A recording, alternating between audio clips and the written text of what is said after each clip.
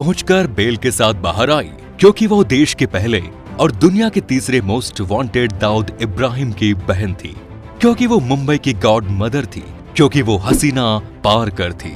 अब उनकी जिंदगी पर एक फिल्म बनने जा रही है जिसने श्रद्धा कपूर हसीना तो उसके भाई सिद्धांत दाऊद का किरदार निभा रहे हैं। श्रद्धा चर्चा में है, तो चलिए हम आपको बताते हैं उस हसीना की कहानी।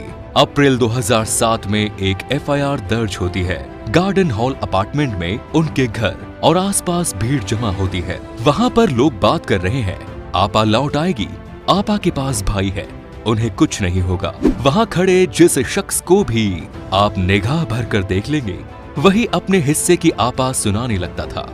इलाके में ही एक मोबाइल की दुकान चलाने वाला लड़का बताता है, साल भर पहले मेरी बहन एक आदमी के साथ भाग गई थी। आपा ने उस आदमी को धमकाया और मेरी बहन वापस आ गई। ये कहानी है मुंबई की गॉड मदर की, जिसे सब आपा कहते थे। 1959 में पैदा हुई हसीना दाऊद से छोटी और 10 भाई बहनों में 7वें नंबर पर थी। इब्राहिम कास्कर के ये सारे बच्चे महाराष्ट्र के रत्नागिरी में पैदा हुए।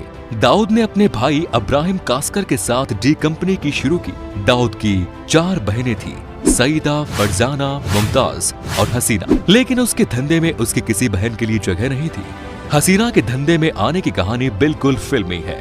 उसके पति की हत्या मुंबई में हुई और उसके इस पति की हत्या की घटना ने उसे बना दिया गॉड मदर। दाऊद के अपराधों ने उसे 80 के दशक में ही उसे भारत छोड़ने पर मजबूर कर दिया, लेकिन वो बाहर बैठकर मुंबई चला रहा था। मनी प्रोडक्शन, मनी वसूलना, मर्डर और दूसरे गैर कानूनी धंधे दाऊद का सबसे बड़ा काम था। उसकी देखा देखी में और भी बहुत सारे गैंगस्टर्स पैदा हुए, जिनके आपस की गैंगवार ने मुंबई की सड़कें खूब लाल की। 90 के शुरुआती में दाऊद के निशाने पर ब्रा गैंग यानी बाबू रश्मि, रमा नायक और अरुण गवली थे। 1990 के आसपास दाऊद गवली ने शूटर को चुन चुन कर मरवा दिया। दाऊद मजबूत था, उसका सिंडिकेट बेहद ऑर्गेनाइज था। ऐसे में गवली गैंग को कोई सिरा मिल ही नहीं रहा था जिसे पकड़कर वो दाऊद तक पहुंच जाए। इसी सिलसिले में जब दाऊद ने अरुण गवली के भाई पापा गवली को मरवा दिया तो अरुण और उसका गैंग टूट गया। जब वो दाऊद और उसके साथियों का कुछ नहीं बिगाड़ पाया तो उसने हसीना के पति इस्माइल इब्राहिम पारकर की हत्या करवा दी। इस्माइल से हसीना की शादी तब हुई जब वो महज 17 साल की थी। इस्माइल जूनियर फिल्म आर्टिस्ट था, लेकिन बाद में उसने होटल का धंधा किया। नागपाड़ा में जहां हसीना रहती थी उसी इलाके में इस्माइल का एक होटल था। दाऊद के जीजा का कत्ल हो चुका था, अब उसकी बारी थी। इस्माइल की हत्या के बाद दाऊद गैंग में उथल पुथल मच गई। दाऊद के इर्द गिर्द बैठने वाले लोग उसे राजन के बारे में सोचने को कह रहे थे, लेकिन उसके मुताबिक राजन सिंडिकेट के अंदर एक सिंडिकेट चला रहा था और एक दिन गैंग पर कब्जा कर सकता था। दाऊद इन बातों पर ध्यान नहीं दे रहा था तो राजन के खिलाफ बोलने वाले सुनील सावन और सोत्या और छोटा शकील ने दाऊद से कहा कि अगर राजन वफादार है तो उसने इतने दिनों बाद भी इस्माइल का बदला क्यों नहीं लिया। तब दाऊद ने राजन से ये पूछा तो राजन ने कहा कि इस्माइल के हत्यारे जेजे हॉस्पिटल में टाइट सिक्योरिटी के बीच में एडमिट है, उसके बाहर आते ही उन्हें मार दिया जाएगा।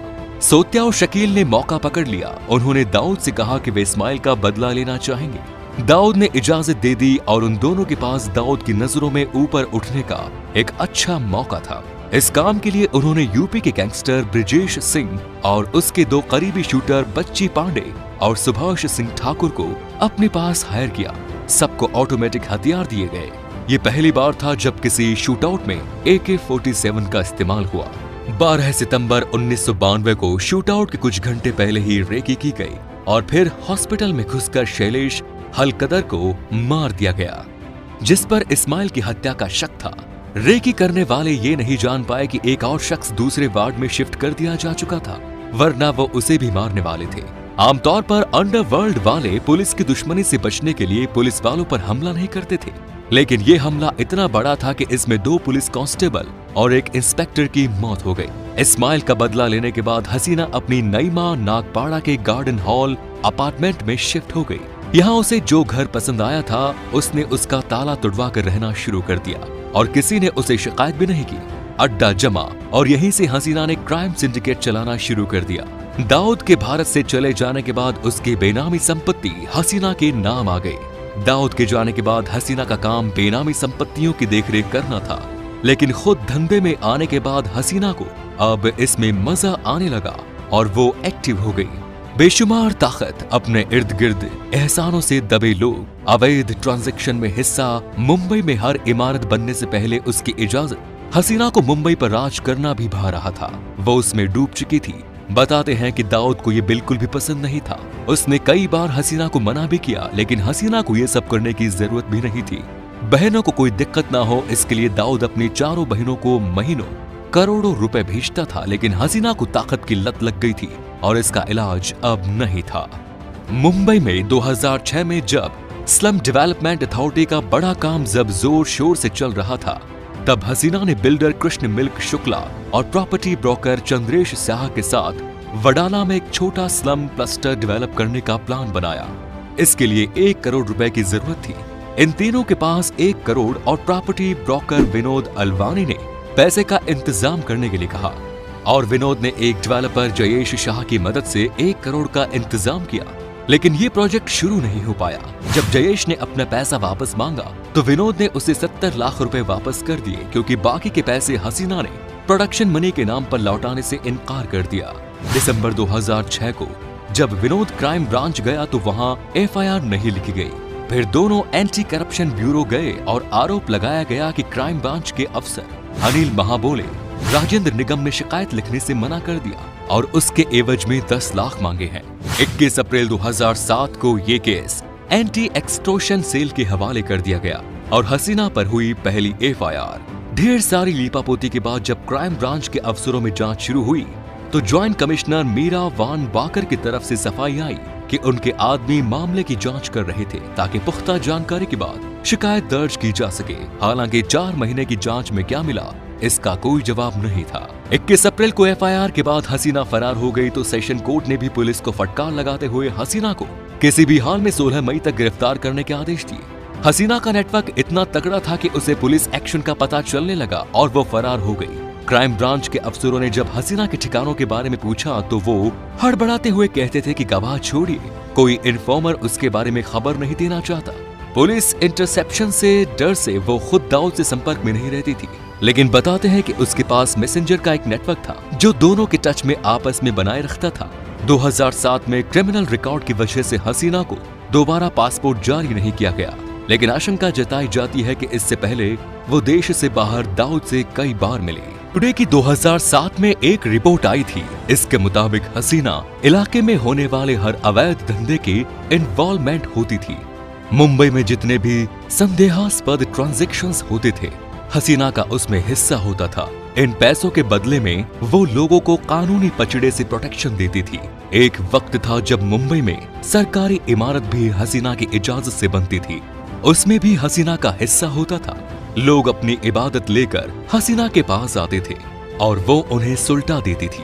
इसके बदले वो मोटी रकम वसूल करती थी। झुग्गियों में रहने वाले लोगों से उनकी जगह अपने प्लॉट डेवलपमेंट करने की परमिशन लेने के लिए मुंबई के ढेर सारे बिल्डर हसीना के पास आते थे। ऐसे सारे प्लॉट्स में अंडरवर्ल्ड का इतना दखल हो गया था कि कोर्ट को 247 ऐसे मामले में जांच का आदेश देना पड़ा। हालांकि 2007 में इनमें से सिर्फ 11 मामले की जांच शुरू हुई। बॉलीवुड फिल्मों में ओवरसीज राइट हासिल करना हमेशा से अंडरवर्ल्ड की फैंटेसी रही है। हसीना इन्हीं राइट के लिए मोल भाव करती थी, खासकर उन फिल्मों के लिए जो रूस और खाड़ी देशों में रिलीज होती थी। कथित तौर पर हसीना हवाला रैकेट में शामिल थी, जिसमें भारत से मिडिल ईस्ट पैसे भेजे जाते थे और वहां से मंगाए जाते थे। मुंबई में केबल ऑपरेटर का झगड़ा बहुत फेमस था। अंडरवर्ल्ड के बाद दूसरे नंबर पर इसी का नाम आता है, जिनमें ना जाने कितने मर्डर हो चुके हैं। अपने इलाके में केबल ऑपरेटर अपनी गॉड मदद से मदद मांगने जाते थे। हसीना के इनकम का सबसे बड़ा हिस्सा अवैध प्रॉपर्टी और ठेकेदारी से जुड़े विवाद को पैसे लेकर निपटाती थी। हसीना के परिवार में उसका पति, 2 बेटे 2 बेटियां थी। 2005 में उसने अपनी बड़ी बेटी की एक बिजनेसमैन से शादी कर दी। इसके बड़े बेटे दानिश के अप्रैल 2006 में एक सड़क हादसे में मौत हो गई। दानिश धंधे में हसीना का हाथ बटाता था। हसीना का काम ऑर्डर देना और सलीम का काम उसे एग्जीक्यूट करना था। उसके अलावा एक और आदमी था, सलीम पटेल, जो हसीना का दायां हाथ था। हसीना के हाथ आने से पहले सलीम इस्माइल का ड्राइवर था। हसीना के छोटे बेटे का नाम अलीश है, 6 जुलाई 2014 को रमजान के महीने में हसीना पारकर को हार्ट अटैक आया और उसकी मौत हो गई। हसीना ने उस दिन रोजा रखा था। सीने में दर्द होने के बाद उसे हबीब हॉस्पिटल ले जाया गया, जहां उसकी मौत हो गई। इससे पहले वो कई महीनों तक माइग्रेन से जूझती रही। माइग्रेन की वजह से वो अधिक वक्त तक बिस्तर पर रहती थी। लोगों से मिलना जुलना बेहद कम हो गया। ऐसे में वो खुद सामने मौजूद होने के बाद दाऊद फैमिली के नाम पर धंधा चलाती रही। एक अनुमान के मुताबिक 2014 में हसीना के पास 5000 करोड़ से ज्यादा की संपत्ति थी। ये थी हसीना पारकर उर्फ